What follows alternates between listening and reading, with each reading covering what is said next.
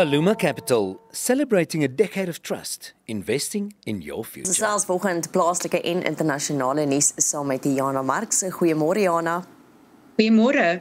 Jana, ons begin by die voormalige president wat 'n hele klomp geld moet terugbetaal. Dis die Hooggeregshof wat Woensdag beslis het. Oud-president Jacob Zuma moet bykans 30 miljoen rand hoes. Dis natuurlik regskoste wat die staat destyds in sy korrupsieverhoor aangegaan het. En dis die saak wat die DA en die EFF in 2018 begin het om die staat te verhinder om sy regskoste te betaal.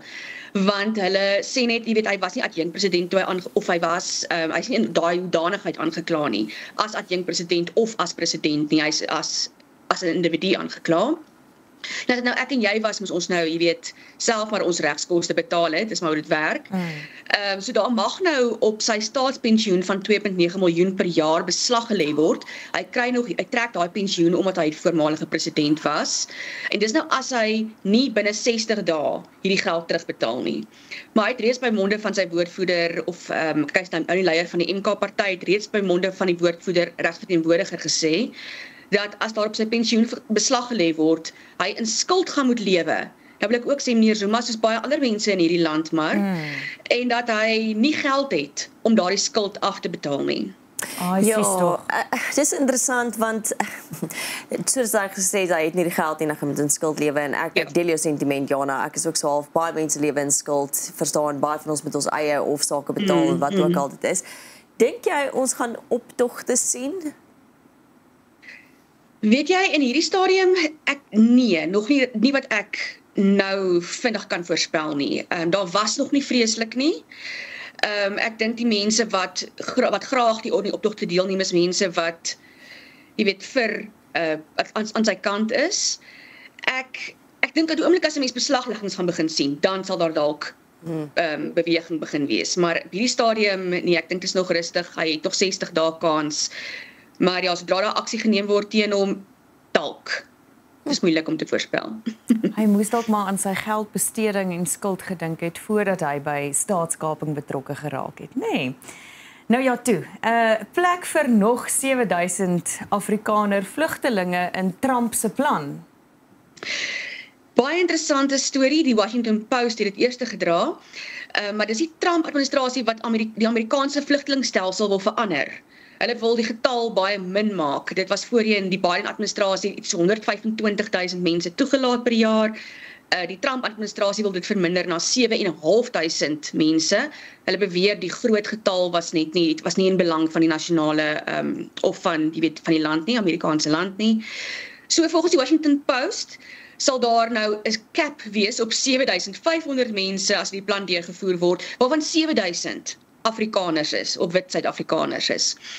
Met ander woorde, as jy in perspektief wil stel, 500 vlugtelinge uit die res van die wêreld, soos Myanmar, Suid-Sudan, Irak, Syrië, Afghanistan, waar daar oorlog is, en waar Christene onder meer baie ernstig vervolg word.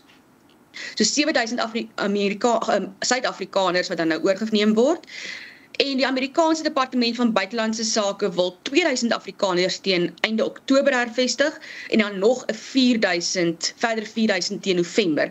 Die somme klop nie lekker nie, ek is nie seker waar die res, die ander 1000 dan nou gaan wees nie. Miskien word hulle eers volgende jaar oorgeneem. Maar ja, die getal is nog steeds betreklik laag. Baie interessant wat Hula Media berig. Jy weet, van sê net maar 50 vliegkaartjies wat gekoop is, kon net 3 al oorgaan. Dis nou 'n nuwe batch. So kon net 3 oorgaan, want ander moet nog huise verkoop en so voort. So hoewel daar verskriklik baie, jy weet, moontlike openinge is, lyk dit asof daar nie regtig so baie Suid-Afrikaners belangstel in hierdie program nie. Dis is vir my interessant dat dit moet Afrikaners wees, 7000 van hulle, maar hulle moet Engels magtig wees. Ek wonder sommer maar net of daar voorsiening gemaak sal word vir hulle om nog steeds Afrikaans te sal kan praat in Amerika, of dit maar net gaan wegkwyn daar, want dit sal vir my nogals hartseer wees om te dink, jy weet, al 7000 wat gaan, is 7000 mense wat Afrikaans praat, wat nou maar net deel gaan word, gaan konformeer en begin Engels praat. Dis maar net iets waaraan my Afrikaanse brein dink. Maar ja, interessant om dit te leer. Ja, Jana, wat vir my interessant is hulle praat van hierdie wat net 3 op die vliegtuig is en dan praat hulle oor die feit dat die mense wat natuurlik eers hulle huise moet verkoop en so voort. So gewoonlik as jy kyk na vlugtelinge, is dit nie mense wat nog eers hulle huis kan verkoop, daai luksheid het nie. Dis mense wat vlug uit 'n land uit. So ek dink dis een van die punte wat hulle gesê het is 'n vreemde punt. En hulle sê nie van daai mense kan nie in aanraking kom sou hulle aansoek doen nie, maar as mens regtig kyk na vlugtelingstatus en hoe desperaat sekere mense is om uit 'n land uit te vlug, is dit nie gewoonlik mense wat eers tyd het om iets te verkoop nie. Ja, dit is vir my ook maar 'n vreemde begrip. Dis hoekom ek ook genoem het hierdie ander lande soos Myanmar waar mense, ek het nou gaan foto's kyk ook. Jy weet waar mense in Sirië byvoorbeeld in hierdie vlugtelingskampe woon in tente. Hulle woon klaar in tente. So hulle het nie hulle wil net uitkom want hulle lewe is letterlik elke dag in gevaar. Dan oor na ons minister van polisie Senzo Mchunu wat sê hy het geen bande met enige dwelmbendes of kartels nie. Ja, hy het so gesê gister voor die parlementêre ad hoc komitee. Nou dis een van die 2-3 goed wat op die oomblik aan die gang is rondom hierdie polisiebeweringe wat gemaak is deur die Natalse polisiekommissaris Kwanazi, ons ken al sy naam, Nhlanhla Kwanazi. En hy sê ons geskofte minister, polisieminister, het voor hierdie komitee verskyn, hy het getuig en hy ontken dat hy enige bande het met dwelmkartelle. Dis natuurlik die vraag wat aan hom gestel is. So in hierdie ad hoc komitee kan van die lede van die parlement, jou LP's kan vir hom vrae stel. En hierdie was die Action SA LP, Dereline James. En sy het nou spesifiek gevra oor sy bande met die kriminele onderwêreld en dwelmkartelle. Bloot ook omdat van die beweringe wat gemaak is, gesê het hy het ingemeng, jy weet, in van hierdie sake met van hierdie dwelmkartelle. So hy het gesê, en ek haal hom aan, dis iets waaroor ek nog steeds heeltemal verstom is, dat ek met dwelmkartelle geassosieer word. Nou sê ek in hierdie vertrek, daar's geen dwelmkartel waaraan ek gekoppel is nie. Daar's hy het nog geen direkte of indirekte ondersteuning van enigheid van hulle ontvang nie. En die LP het hom ook spesifiek gevra, ons het die naam nou al baie gehoor, dis die persoon wat reg staan op poging tot moord en sogenaamde tenderpreneur, Vusimuzi of Kat Mhlala, of hy bande het met daai spesifieke persoon, of die omstrede sakeman Brown Mokgotsi. En Mchunu het bloot gesê, jy weet, hy ken vir Brown Mokgotsi, maar hy het toch nooit te doen gehad met Mhlala nie, en dit is snaaks genoeg ook, of interessant genoeg ook, wat Mhlala in sy beëdigde verklaring gesê is, waar nie so nie vol laasweek berig het, dat hy nog nooit enigiets te doen gehad het met ons tans geskorste polisieminister nie. Ons sal maar sien wat hierdie komitee bevind. Ja, dis baie, hy sê, sy sê op die oomblik, almal het hulle eie weergawe, voormalige minister van polisie, Bheki Cele, gaan ook getuig, so dit gaan interessant wees wat daaruit kom. Baie interessant. Kyk, ek moet vir jou sê, hierdie komitee is en dan natuurlik ook die Madlanga kommissie wat dieselfde goeters ondersoek. Op hierdie stadium maak dit baie sports in die nuus, is bron van vroeë drama, baie interessant, baie skokkend, baie sleg om te dink jy moet hierdie tipe goed hê om jou polisiediens te ondersoek. Maar ek is nie bly daar is so iets wat so 'n bietjie hierdie beweringe op die lappe bring en kyk of ons kan staaf of nie, dan moet mense natuurlik aan die pen ry. Ja, en ek hoop net die waarheid kom op 'n stadium uit, dat dit nie die hele tyd 'n ontkennery is en almal wonder wat gaan regtig aan nie, want iewers is daar vrot appel en dit maak die vaatjie vrot. So ek hoop die vrot appels word gevind en dat reg en geregtigheid sal geskied. Dan gepraat van die onderwêreld, so wat 30 miljard rand per jaar gaan verlore oor handel in onwettige sigarette. Dit het toe nie gestop by COVID nie. Nee, trouwens in COVID het dit erger geraak. So die onwettige sigarette in Suid-Afrika maak al 75% van die totale sigaretmark uit. En dit is natuurlik die tabakreus British American Tobacco, BAT. Hulle was in die parlement en dis wat hulle bekend gemaak het. En die tesorie verloor blykbaar 30 miljard. Nou ek het nou 'n bietjie gaan kyk na ons begroting, die verskil wat dit nou kan maak. En die berig sê ook wat se verskil dit kan maak, jy weet, aan die staatskas as ons net daai 30 miljard inkry. So dit is meer as die begroting vir al die provinsies se maatskaplike dienste saam. Dis 1/3 van die totale begroting vir kindertoelaag. Verskoning. Dis 2/3 van die totale begroting vir staatshospitale in die land. En dis meer as die totale begroting vir entiteite wat mense vaardighede moet leer, jy weet jou colleges en so aan, sodat hulle werk kan kry. Dis hoe baie geld ons verloor of ons afstaan aan onwettige sigarethandel.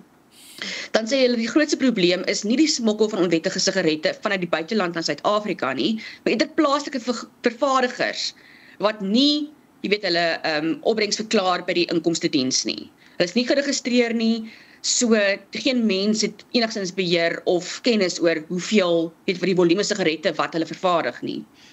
So selfs met hoër belasting gehef, want daar is hoër belasting gehef op sigarette, het die SARI nog steeds minder geld ingekry. Dit is 'n geweldige probleem. Ja. Dis interessant, want dat is sê, as jy eintlik gaan kyk en gaan uitwerk, nou, ek praat nou onder korreksie, dan moet die goedkoopste pakkie sigarette jou eintlik iets soos R35 kos met al die kostes.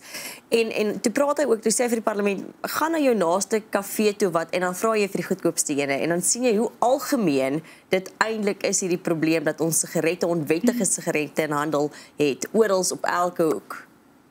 R5, ek het dit ook gelees, jy weet die laagste wat jy gaan betaal, of die minste wat jy gaan betaal, laagste bedrag, is R5 vir 'n pakkie sigarette. Ek weet nie eers waar kry mense dit vir R5 nie. Ja.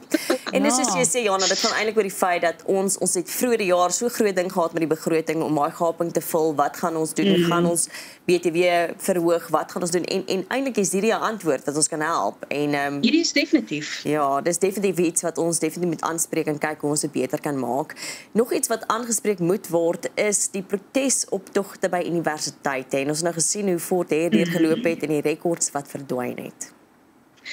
Ja, so ons weer studente by Fort Hare is al vir 'n week besig om te betoog, is gewelddadige betogings. Hulle het 'n lys van dinge wat hulle wil hê, soos dat die rektor moet aftree en hulle wil 'n stem hê in die SR-verkiesings, studenteraadverkiesings. En nou het hulle bekend gemaak, ook in die parlement, baie parlementêre stories vandag, is dat die rekords van studente wat tussen 1998 en 2022, dis net nou die dag. Ek bedoel, as ek studeer het daar, dan sou dit een van my rekords gewees het. Daai mense wat toegraad gevang het, daai rekord is alles in 'n brand, is net vernietig. Hulle het 'n klomp geboue afgebrand en die rekords is daarmee heen. So dis nou 7 van die universiteit se geboue en dit sluit in die administrasieblok. En 'n nuut geboude kliniek het alles tot op die grond afgebrand. Die skade word tussen 250 en 500 miljoen beraam. So hulle sê die rekords van 1916 tot 1998 is alright, daai gebou het nie afgebrand nie, maar die universiteit was besig om van hierdie ander rekords wat van 1998 af begin te digitaliseer. En is daai rekords wat vernietig is. So hulle gesê hulle gaan probeer om van hierdie rekords te herwin, maar ons weet nou al, jy weet, veral as jy goed nog nie gedigitaliseer is nie. Of dit regtig herwin kan word, ek weet nie hoor, ek weet nie. Jana, wat my skwaad maak van 'n storie soos hierdie is, universiteite is duur. Dis 'n voorreg om na universiteite te gaan. Ons praat gereeld oor NSFAS, ondersteun ons studente genoeg. Daar's soveel studente wat wel ondersteun word en dit kom uit belastingbetalers se geld. En dan kyk jy na universiteite soos hierdie en miljoene rande se skade. En die verwagting sal wees dat daai geboue net weer opgerig moet wees. En dan gaan ek, maar is iemand aan die pen geraai? Is daar studente in die tronk want dis hoe ek daaroor voel. Ja, nee, ek stem met jou saam. Dis ook, ek bedoel studente moet ook besef daar's gevolge. Jy's nou al 'n groot mens. Daar's gevolge vir dade soos hierdie. Ek weet die parlement in dieselfde parlement was daar 'n ander vergadering waar hulle gesê het hulle gaan begin met 'n oorlogkamer. Dis 'n war room. Nou, ek weet nie lekker hoe lyk 'n war room op daai vlak nie. By die polisie sal dit wees verskillende dissiplines in een kamer wat saam praat oor 'n saak om te kyk hoe hulle die beste dit kan bekamp. Maar al wat ek hoor is meer gepraat, nog 'n komitee. Jy weet, en ek stem saam, die studente sal moet leer, jy weet, dis jou instelling waar jy jou opleiding moes kry om iets van jou lewe te maak, en kyk wat maak jy. Kom ons praat vinnig oor 'n ander venster wat gebreek is, en dis by die Louvre in Parys, maar nou word dit 'n besienswaardigheid. Ja, kyk, dit was nogal groot nuus hierdie, die heist, soos hulle sê, by die Louvre, 76 miljoen pond, is 88 miljoen euro, se juweliersware wat gesteel is, iets soos 8 of 18 stukke, verskillende juweliersware wat gesteel is, en die Louvre is uiteindelik weer oop na hierdie heist, maar nou gaan staan mense in die tou, om nie die Mona Lisa of jy weet van die ander goed te sien nie, hulle wil die venster sien waardeur mense ingebreek het. Ag nee. So dit laat my so dink, jy weet, as jy ry op die N1, jy kry verskriklike op eenhoping, dit was dit mense wat stop vir 'n ongeluk, hulle wil sien wat daar gebeur het. En dit is eintlik verskriklik hoe nuuskierig ons is. Maar ja, so die goeie nuus is die Louvre is weer oop. Die goeie nuus vir die Louvre is dat hulle meer geld kry want mense staan in die ry, maar vir die venster, nie noodwendig vir hulle kuns nie. Wel 'n gebreekte venster is baie goedkoper en makliker om te maak as 'n kunswerk. So ons moet dit dalk bietjie probeer by die huis, jy moet net 'n handskoentjie aantrek. Jouself seer maak nie. En dan kan jy ook geld vra vir die mense wat buite jou huis staan. Ja. Dan klim saam. Kyk na die braaktoneel. Baie dankie vir die saamgesels. Jy moet 'n heerlike donderdag verder hê. Dit is natuurlik Jana Marx, bly skakel, ons is nou weer terug. Aluma Capital, celebrating a decade of trust, investing in your future.